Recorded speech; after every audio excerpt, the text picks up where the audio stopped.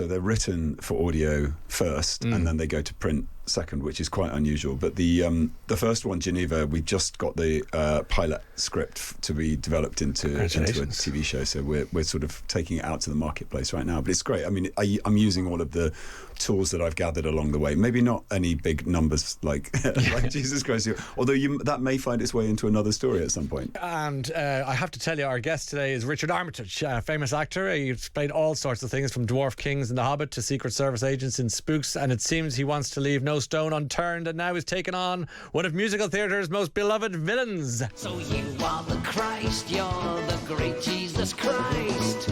Prove to me that you're no fool. I walk across my swimming pool. If you do that for me, then That's okay. Who is that? Yeah. Who's doing that? Who is that singing? Who is that man? That was King Herod's song from Jesus Christ Superstar, and the King himself, long live the King, joining us in studio. Hello, Welcome. hello. How are you, Richard? I'm very good. How are you? Well, I've got a Sunday voice. Why is that? From a week of doing that number.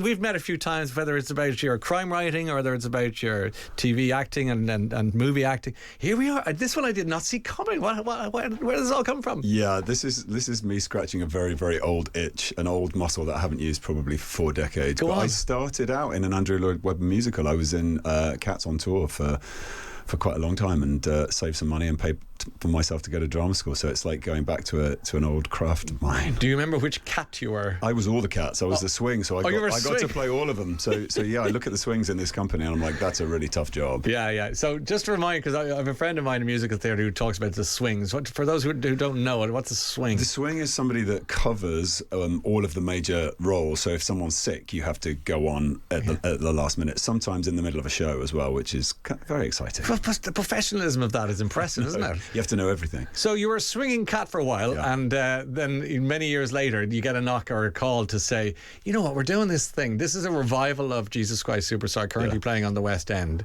Yeah. What was your knowledge of the musical before you got involved? I'd seen this production at Regent's Park just after COVID. It was one of the first shows that came back, so it was very emotional, very moving. Yeah. So I was like, yeah, great, I'll do that. And then then the fear took me, because I was like, okay, well, this is something I haven't done for a very long time. I better get my act together. In every sense. Yes. So Herod is it just the one song? Herod, I work for 6 minutes an evening. I wait in the dressing room in the first act and come on for 6 minutes in the second act. Yeah, it's a really good moment in the story though, because it's Herod. Pontius Pilate sends Jesus to Herod because he doesn't know what to do with him. So he's sort of putting him on trial, really. And Herod does this big Vegas Liberace-style number, trying to provoke Jesus into showing some of his tricks, like walking on water and turning water into wine. Jesus doesn't play ball, and he kicks him out and sends him back to Pilate. So it's really fun. It's so fun. It's great fun once you get the comedy of it. It proved to me that you're no fool. Walk across my swimming pool. My swimming pool. I mean, it's just high camp. I mean, it really is. And do you play it for the camp or? Well, the thing is, I don't really come with an act. I think a lot of the Herods have a sort of big persona. They kind of have an act. I really had to figure out what I was going to do, and I thought, well, I'll just play into my own strengths. So there's a sort of element of camp, but there's also quite a dark, slightly maniacal side to my Herod, which I'm enjoying. You mentioned Herods. There's a few. Isn't there? Yes, there's a Herod. I think I was lucky. I got 3 weeks, and then Boy George takes over from me. Then Leighton Williams, then Julian Clary, and Rob Brydon. I mean, it's like endless. It's Rob Brydon doing it as well. Rob's doing it. And then we've got Reece Shearsmith coming in. Okay. Bob the Drag Queen, Ahmad Dajali, Simon Russell Beale. I mean, it's the cast are going to get a real kick out of seeing what everybody brings. And you're 3 weeks doing it. You said you're lucky. Is it 3 long or short? I don't know. No, 3's great. I mean, I think they start to go down to 1 week each when they move to Theatre Royal Drury Lane. But yeah, my final performance is on the 8th of August. Yeah, well, I'm going to come and see you next Saturday afternoon. So just remember, it has to be a cracker performance that time. But this is a timeless music. It goes and goes and goes. It's so. I mean, aside from like the Herod song, of course, is magnificent. But you've got Sam Ryder, who's perfectly cast. Yeah, I mean, if ever there was a role that was tailor-made for him, it's this role. I mean, it was written in 1971, the year I was born. Wow. It's almost the sort of seminal sung-through musical, and I think Jesus and Judas are probably two of the hardest roles to sing in musical theatre. I don't know how both of them are doing it 8 shows a week, but I don't know what I was stressing about either. Well, I mean, I think Judas has better songs, but Jesus has a bigger range. And there's a lot of falsetto to hit those. There's dogs barking and windows breaking with those. It's the primal scream.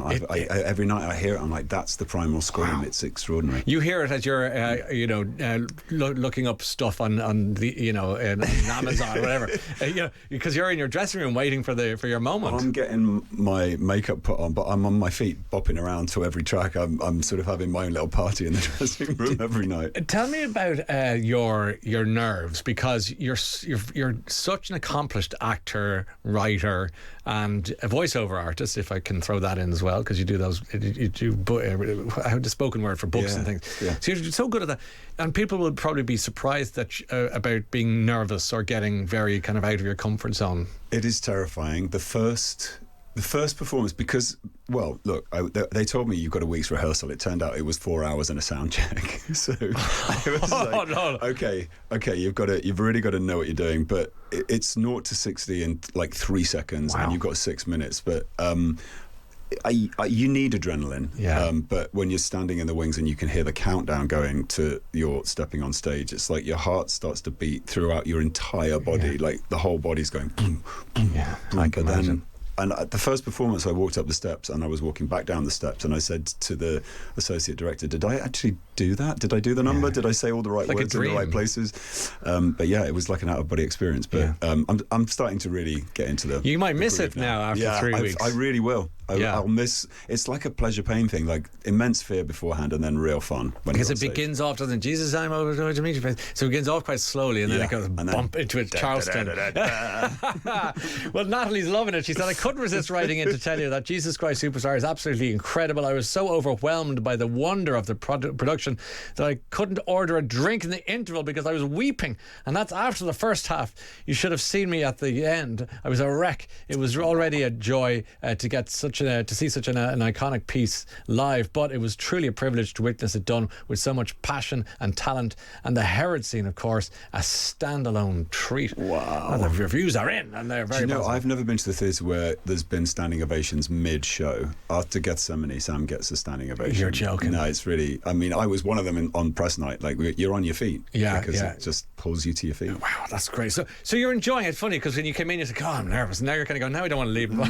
Loving every single second of it, lapping it up. I want to ask you about a few other bits and pieces, if I may, because you're also starring in Winter, ITV Thriller. Tell us about that, please. Yes, so that's a new show that's going to be out later in the year. I think maybe early October. Yeah, great. It's about a forensic detective who can commune with his victims or the victims on the slab. So there's it's a really interesting take on forensics, and I'm working with Annabelle Scully, who's my co-star, and she's the police detective. So great. 6 episodes, crime procedural. Did you say the victim on the slab? On the slab. That's oh my God, pretty dark, isn't it? Yeah, so you're communing with the victim. Communing with the victim, yeah. That's great. Writing-wise, where are you at the moment? Just finished my 3rd book in the editing process, and I think that's going to be released on Audible around October. I get the feeling your writing is your absolute favourite. Like, absolutely, you just love these wonderful books. Tell us a bit about them and this and what where. Well, they initially came through a commission from Audible, so they're written for audio first, and then they go to print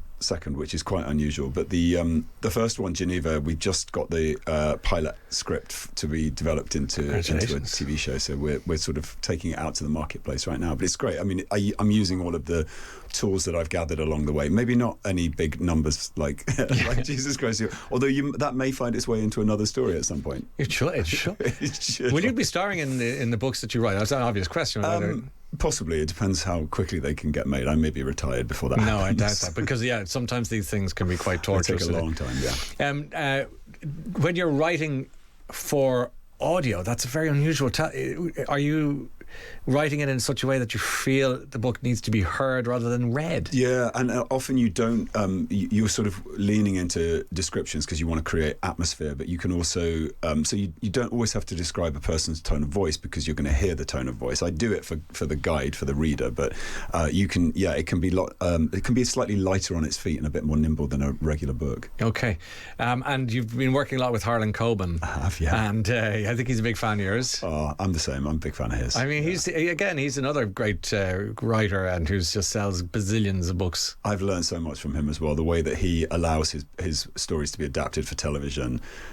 He's hands-on and he's also hands-off, and he's just a lovely man. And you're always kind of on the edge of the seat, waiting for the next Harlan Coben, aren't you, on Netflix? Yeah. And is he a presence on the set when you're filming, or does he kind of disappear? In occasionally. He's there in the writing room at the beginning, and always comes in with some brilliant gem of an idea. Yeah. But yeah, he always has a little cameo, a little Alfred Hitchcock style cameo. Yeah, just to be somewhere in the scene. Yeah. And do you like, would you go for coffee with him or a glass of wine or something and tap him up for some, not tips, but just to say, like, I'm working on this?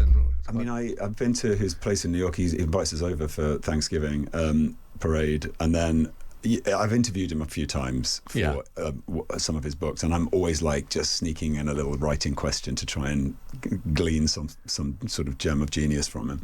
And who do you like to read yourself, broadly speaking? I'm a massive Robert Harris fan. I love historical fiction, and his writing just is extraordinary. Well, I'm glad to tell you that I've just finished his new one, which is coming out next month, called Agrippa.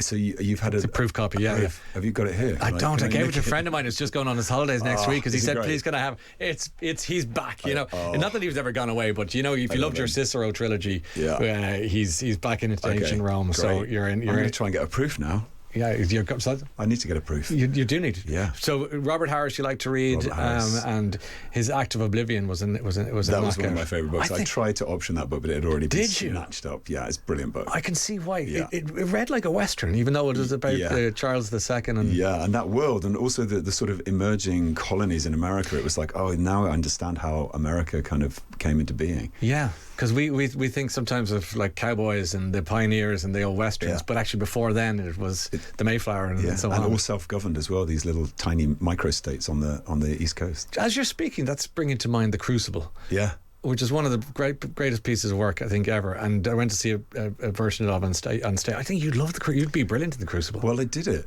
in 2012. Oh, forgive me, sorry. There you go. That's a great fit. I thought actually you were going to segue into that, because I wish I had said, and I remember, and I particularly remember your version. Well, sorry, where did you do it? It's at the Old Vic in 2012. I think it was actually maybe 2014. But this production of Jesus Christ Superstar has really made me, like, when I watch Sam every night, and I'm like, how are you doing this 8 shows a week? And it's taken me back to that time when you have to live like a monk. You can't drink anything, you can't socialise, you can't speak to anyone on a Sunday because you're trying to rest your voice. Yes. So I've had these little moments of flashback, and I bought some very, very special and very rare kind of mouth gargle that sort of helps you to save your voice. So I'm going to pass that on to him in case he needs it. Yeah, as if he does, but he probably does. But you were going to say, I was asking about The Crucible, and you were in it already once upon a time. Which character did you play? I played John Proctor. You played John Proctor. Got an Olivier nomination for it. You should have come. Do you know what? I was in Ireland, just a boy at the time, a Callow youth. I was a full man at that stage. I was just lost. I didn't know where the theatre was at that point. But so you must have fond memories of that. I mean, it's such a magnificent play. Yeah, I mean, extraordinary. And I'm going to try and work with that director again, Yael Faber. We're planning a production we were supposed to be this year, but we've moved it to next year. So can't tell you what it is yet, but it will be a nice, juicy, enjoyable. You on stage? Yeah. 8 times a week. Sorry, I'm thinking of Beatles on the other. Listen, you're brilliant at what you do, Richard. Honestly, I'm really thrilled to see you. And I'll see you next week. I'll be in the cheap seats waving. And you'll come back afterwards for a glass of fizz. I'd be honoured. You know, I mean, I'll bring decent gargle for you. I'll try and give you a shout out in the number. Oh my God, even better. Richard Armitage, good to see you as always. And you can watch Richard playing the role of Herod in Jesus Christ Superstar in London until the 1st of August. From the 1st of August, with one return date on the 8th of August. That's the big one. Saturday. The production is on tour across the UK throughout 2026 and 2027. All right, thanks a million for being here today. Coming up, it's time for 3 from me, in which I ask a guest for 3 books that have shaped their lives so far. Today it's historian and podcaster extraordinaire William Dalrymple.